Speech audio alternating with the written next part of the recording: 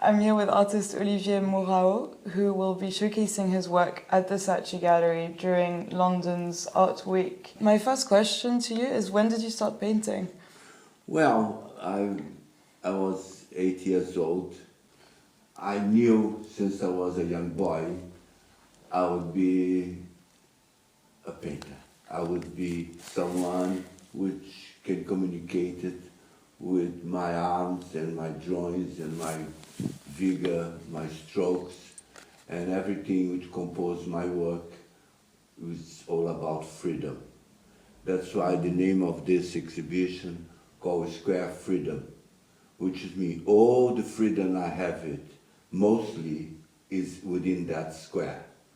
I started to painting children's portrait. I was a child myself and painting children of 8 years, 7 of my own age without my parents' consent. I used to swap my case from the studies and I was take my case of paintings and some heated canvas in the garden and go to work. You said something very interesting about freedom, and I see that freedom in your work, in the way you express yourself. And you could really feel that the brushwork and the mark making comes straight from your mind. So do you sketch before you paint, or is it straight? Sometimes I do sketch, not for what I'm doing, because my work is very much metaphysical. I follow, obviously, Picasso said, if you want to draw, close your eyes and sing. And I do this literally, with the eyes closed, with the tube upside down, because that's what I think goes faster and on the service. And then I apply handmade paper or painting itself. I do the paper myself mostly with fibers and things come from the Amazon Bay, which I did some papers with the Indians. That's what I love about your work so much. It's the variety and the generosity in material and experimentation and mark making that there is. In my work, I believe I do it with the spontaneity of a child and the maturity of an adult altogether. I love that. That's why, sometimes my expression overcome into my work. So expressive. I mean, to the point where you paint the frames in a lot of the works. Can you tell me about how? Well, I like to, if I have a frame, to extend it, the artwork through the frame, because makes the frame more personal, more sort of original. I mean, and also your work is kind of limitless in its composition. And the first time I saw it, and you took me around your studio, I realized I could feel a composition, a musical composition in the works. There's something extremely musical and lyrical and poetic about them. Could you tell me more about your relationship with music? Well, my relationship with music is something which is part of me.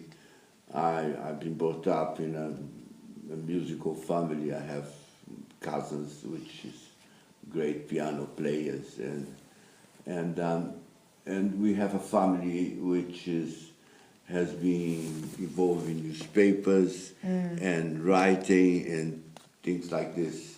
So we all very much cultural within the family all together, and this helps me towards this work I'm doing now. I see. Where is your favorite place to paint? Well, I love the lighting of Ibiza. In fact, at my last exhibition in Ibiza, which I did it years and years and years, every year one, we call El Color de la Luz, which is mean the color of the light. So all the pictures which they are light influences my work, especially when I am in Ibiza. It's more vibrant and sometimes and on pastel. And I think it took me a long time to bring so much color into my work, because now in my old age I can feel more confident and use color, because I think color can be disrupting if you're not so sure the way you use them. And so for me, I always balance. Anyway, my work is full of spontaneity and things like this, but I believe I use a lot of mathematics in order to get the composition right. Obviously, like most of painters.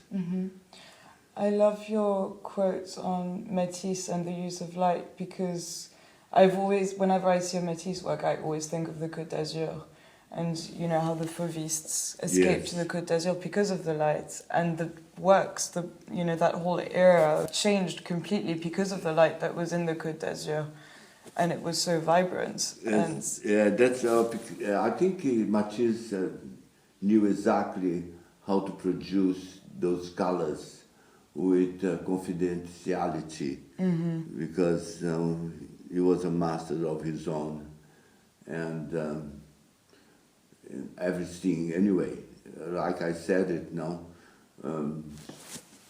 whatever I do, my work, because it's so simple, and at the same time it's getting close to Picasso, to Matisse, to Braque, because the simplicity, you put it yourself close to them.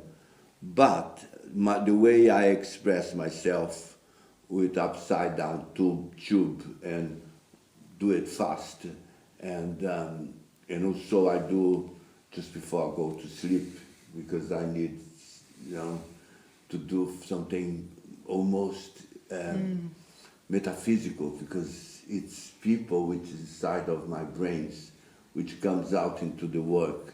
I love people. People for me is something which I really appreciate it. Anyway, I'm hiding my eyes. I don't want to do that because I think, but the lighting here is very strong, and I wanted people to believe on me and believe in what I do, because everything which I do is with the heart, and I'm very sort of emotional person, and for me, this comes into the work, my emotions. I can see that when I look at them. I can probably show some of the works which I like it. One of them was made in the pandemic, which is that one there, which is an artwork which represents the boldness we got it through this pandemic, and also everybody's believing in the government like I did it. I have a question about the characters in your works. Are they inspired by real life people? Or? By real people. Yeah? Yes. And then you paint them from memory? Yeah, I scan everything I see it, everyone I see it, and sometimes that person which I scanned maybe 10 years ago will come into my work. And everything very spiritual, like you say metaphysical, but it's something I don't program, just come out. It's just releasing from my soul these moments of freedom. That's why I call Square Freedom this exhibition, because all the freedom is in that square or rectangle is right there on the corners and in the middle and center, and that's my the main cause of my work, to do fast and plan very well the execution. For the Saatchi Gallery, it's all characters, and you're so good at describing characters. Well, they come out into my mind without me to program them. Sometimes I have a very sort of a, like you say, pictorial activism, because sometimes I show what I see and what I think in my work. And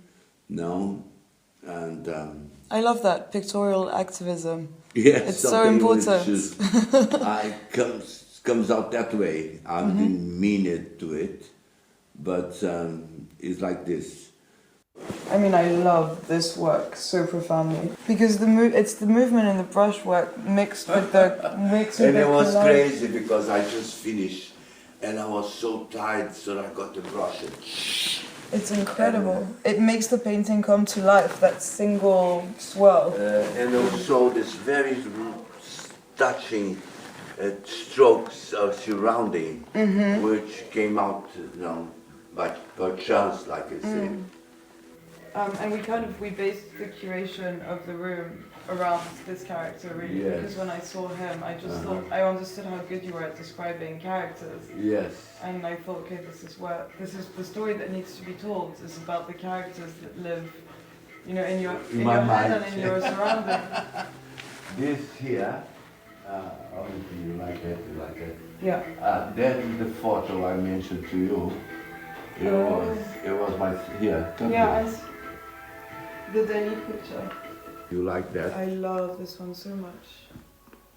Because again, it's got so much movement and it's so charismatic, and it's got this bacon quality, of being on a stage, but at the same time. Yes, I like that. Yeah. They put the people on the stage, Exactly. So but it's you funny. feel like the appreciation more out of it.